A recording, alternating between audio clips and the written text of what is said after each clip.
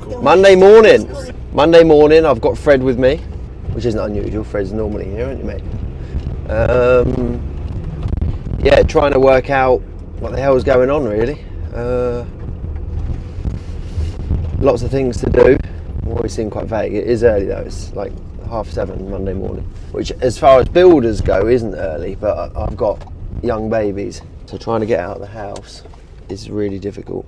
Yeah, so now my brain is just ticking about the different jobs we've got going on, which is only, there's what, 4 jobs maybe at the moment. We're sort of between biggest jobs at the moment, really.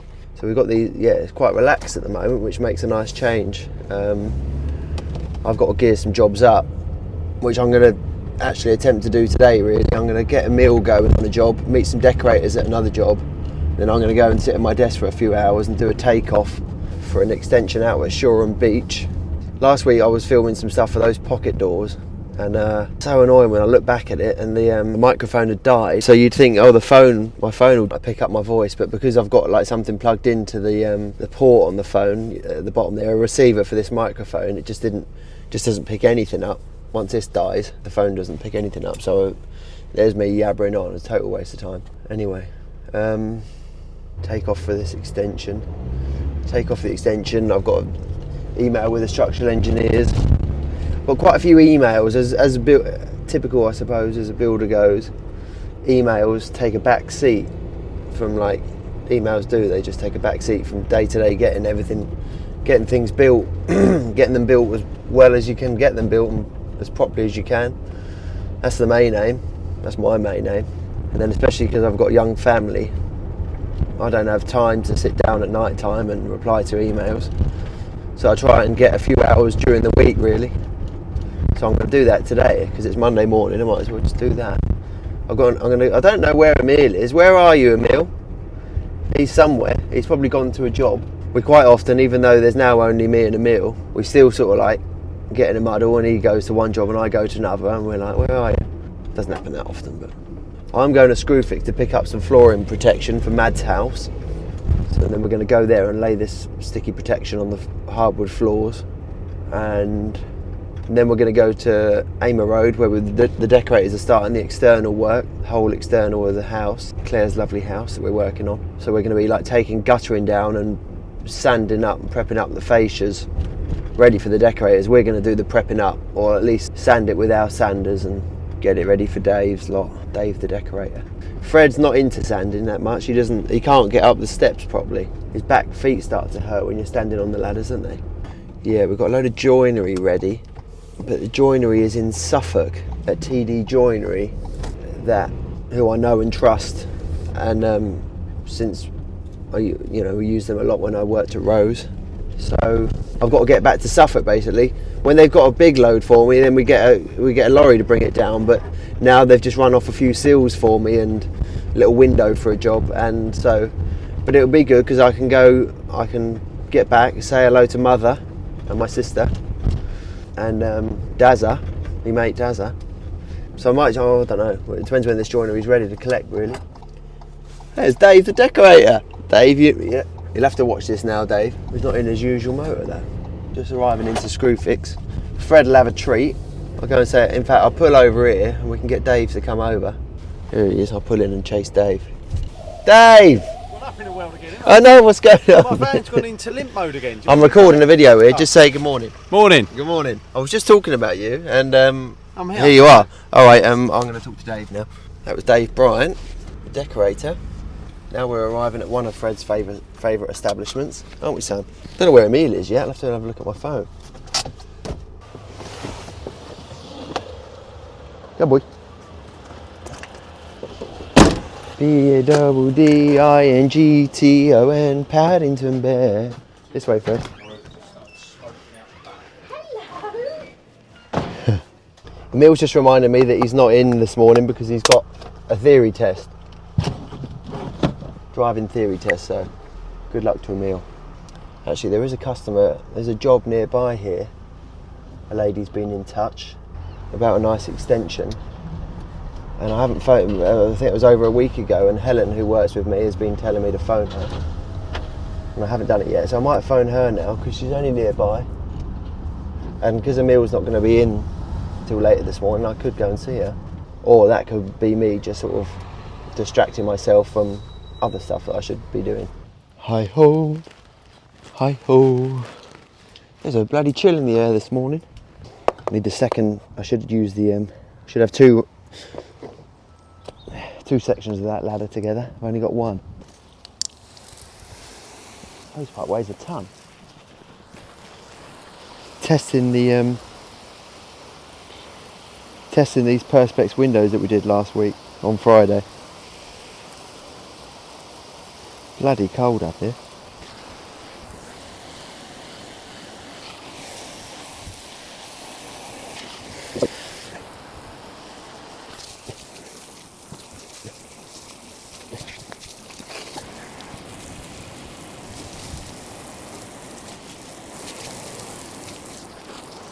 All looks good. Hello? Locked out. You locked out? Yeah. Jesus. He's a liability, that boy. Got all the jobs, good jobs this week. Clearing out guttering today. Alright then, Speedy Gonzales. Everywhere you look, I'm always amazed in Brighton. I suppose it's everywhere, or every city. Everywhere you look, there's just bodge ups after bodge ups. And stuff like this. This is classic. We see this all the time on roofs. It's just stuff abandoned, like old satellite dishes and, you know, God knows, sort of paint or resin tin or something. And rotten windows as well. Rotten windows galore. TV aerials hanging off the sides of buildings. Let's see what else I can spot. Rotten window. You could spend endless lifetimes going around the windows in Brighton just repairing sash windows. And I always enjoy this chimney stack. That's some contraption, isn't it? That's obviously a breast going down through the building there, and then it's all corbelling over. Pardon? A bit of handy guttering. Where's that? Oh, there? Yeah. Neil's just spotted this bit of gutter in here. Funny bit of going. Coax cables. That's another pet. That is my big pet hate. Emil, see that cable? Mind you, you can't let go of the ladder, can you? But that's just tied off down there, so we'll cut this old cable out.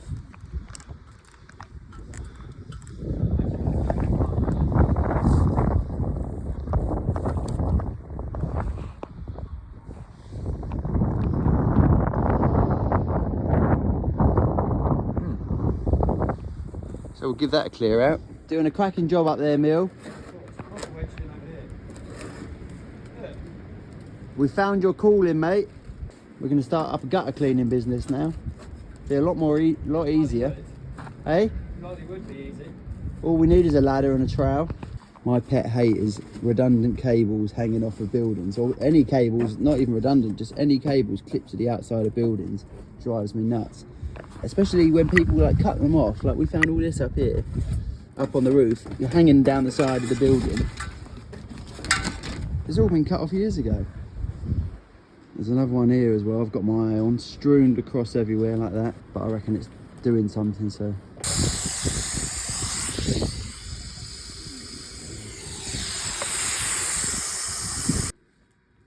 Customer wants a bit of glass on the top of this dressing table. We've got a little bit of thin ply here, bit of 6mm ply. Just so happens to be just bigger than the size of the table, which is ideal. Sharpie all around it. Welcome back. Welcome back. This is a fix of a leaking roof downstairs, where water is getting in under this It's not a leaking roof. ceiling.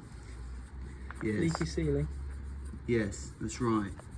I think so. This lady's like Emil says, this lady's got water coming through the ceiling down in the toilet below us, and we're on the first floor. Yeah, through the cavity in the wall.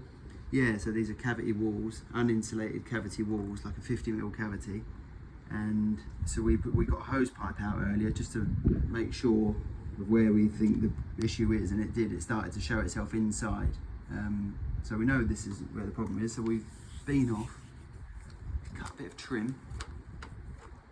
It was masticed up under here poorly, so we've sort of been prepping that up. It was badly sort of.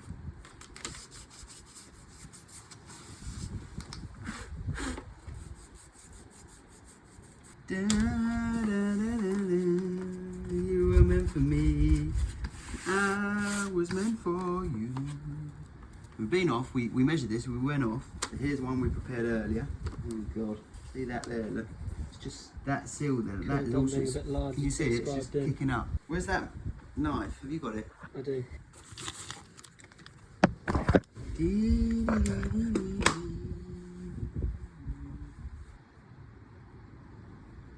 That wants that off of just like there to bloody nothing really. Just kicking up right there, the last bit. Mill's flashy knife.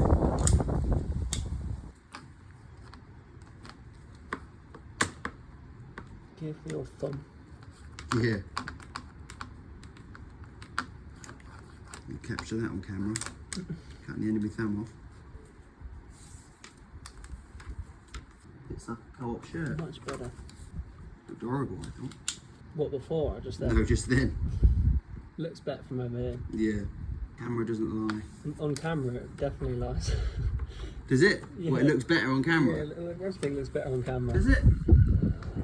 Hey, look. That's sitting in there a treat now, so this is very technical. I put the wrong sealant up. What, you got clear? I put clear, I wanted to use white on it, but clear will be, I mean. Clear's probably better. Do you think? I'm going to stick it on with some clear. Well, I'll do it all with clear now. To be fair, I've got a tube of white in my pocket. I thought you were just pleased to see me. Is that a tube of mastic? How have you got that in your pocket? Yeah, we definitely want white. Pass me the white then, dear boy. Well done. Cut the end off very carefully. Even opening a tube of mastic has got it. It's a small bit of an art. Yeah, cutting the nozzle. Cutting the nozzle correctly. But there is like loads of ways that you can cut it to give you different colours. Yeah, it depends what you're doing, doesn't it? Right, that looks about right. Dazza bought me this mastic gun. Thank you, Dazza. I think he did this one. Yeah. This is a good. Oh no, he didn't. That's a complete lie. That's a complete fallacy. Dazza bought me that flash red one. That make. I'm just going to get a wet wipe. These are Screwfix specials. These wet wipes. I'm sure they're not going to be as good as big wipes. Right, it's got rid of that bit of clear that's squeezed out. So we took this window out, by the way. Thought it was just like that. Bluetooth glass. We took it out just so we didn't have to do this off of a ladder. We just took the glass out. In hindsight, it would have been easier just to put a ladder up, probably. But we didn't have one. Because we got it out just before we came in. Yeah, that's right. Yeah.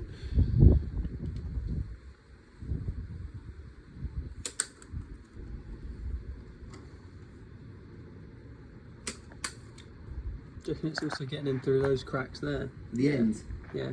I cut all that out earlier. That's why those gaps look like that. They're here. Yeah. Yeah, it would do, wouldn't it? They weren't like that when we got here, though. I cut that. I use your new chisel to scrape it all out. Just going to make that nozzle a bit bigger. Because we're on camera, I can't be seen to like flick that into the neighbour's garden. Which we would never do. Which builders do all the time. No, we don't do that. We're not. We're pro builders. I'm just pumping that down inside that little gap. I'm just going to run a bit of warm water. Yep. How do I look? Oh, you look beautiful. We haven't got our microphones today. I'm going to run a bit of warm water in the basin and a bit of soap on my finger.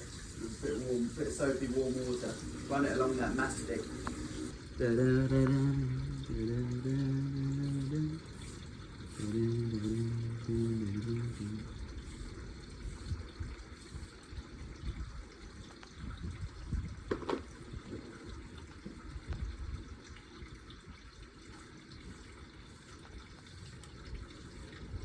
So this is this OB1 stuff which you can use on like damp surfaces. Silicon, traditional normal silicon, you can't go near any wet areas with it because it just does not stick.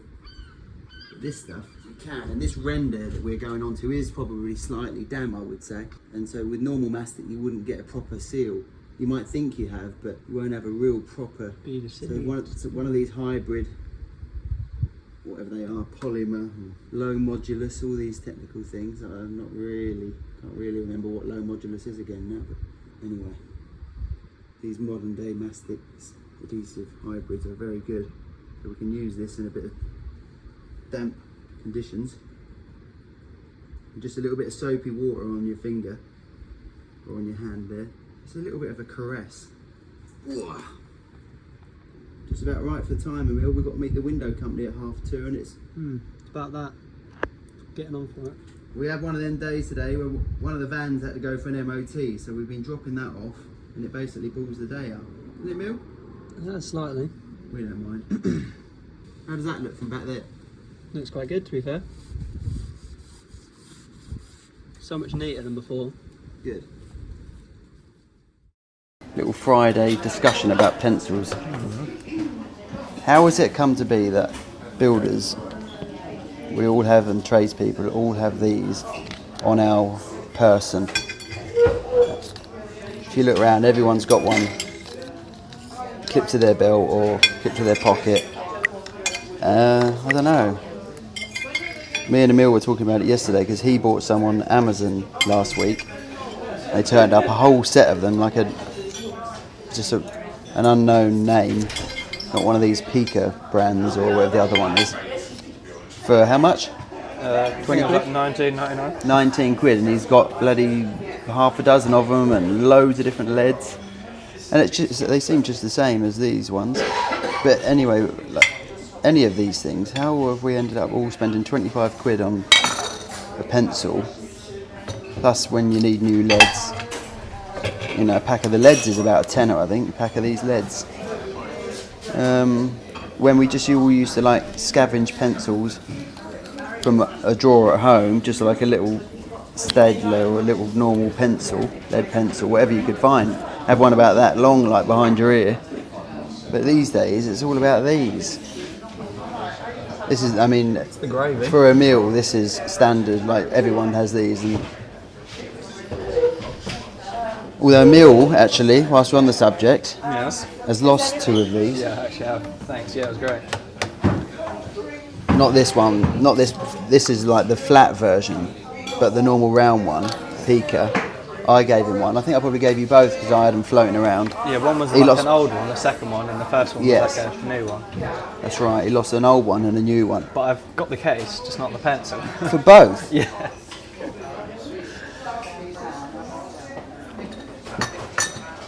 Was it on your motorbike? Yeah, it's because Yeah. it's just in my trouser pocket, and obviously I was So driving. it's clipped to his trouser pocket and he gets home and finds that he's just got that clipped to him and not that. Anyway, it's just about pencils right now is what we're sitting here thinking about. Very boring. Fred's with us.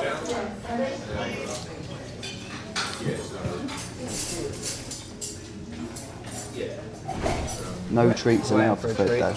No treats, Fred. Helen says Fred's not allowed. You want to end up as a fat boy? Fred's like, I don't mind having a big belly. I don't mind it. Fred goes away to Helen's and comes back like a new man. He was there for a couple of weeks recently and came back. He'd all slimmed down. We were skipping his step and he was sort of strutting around, slowly getting him fatter Smart again. like a Now. human. Helen baths him and everything. Right, well we're still here at this job. Back again. So I've got the decorators here and they are going around the place and we're taking guttering off and letting them, and then we're sanding the fascias up, and so we decorate the fascias properly with the guttering off. So we're working around bit by bit. Now the fascia's all dry and we're putting new guttering up ahead of some rain this coming weekend, and then we'll take off another part of the guttering around the other side of the building, prep those fascias and let the decorators do it. Here's Fred. All right, son? Bloody ladder, get that out. Need to order a roof rack for this van. Need to order a roof rack, but I don't want to drill the back door and put a ladder on the back door really to be able to get up to the roof. But if you don't do that, then it's on these sort of high roof fans, it's bloody hard work. La la la la. Move over, Fred. Believe it or not, this van is organised at the minute.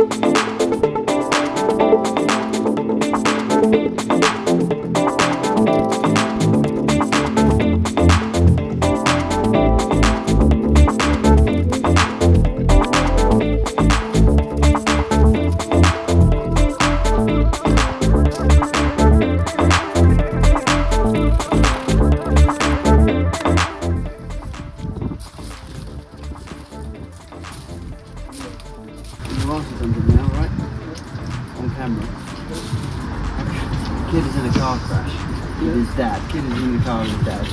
In a car crash, his dad gets killed instantly.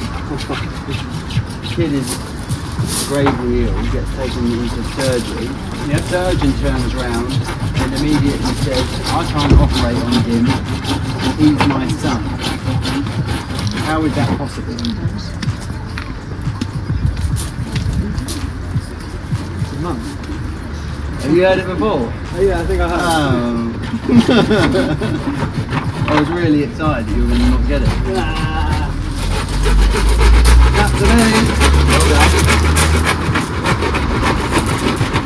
Shouldn't she be even more inclined to operate on him so she knows she does it right? Yeah, but he died though, in front of her. Well, I'd rather my child die in front of me than like alone in some dark alley or something.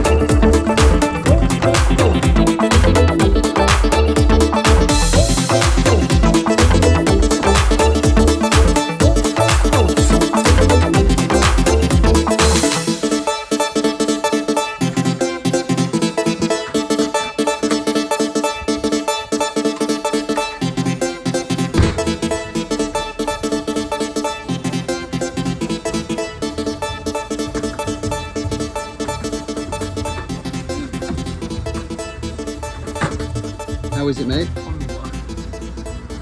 It's stacked. Ooh.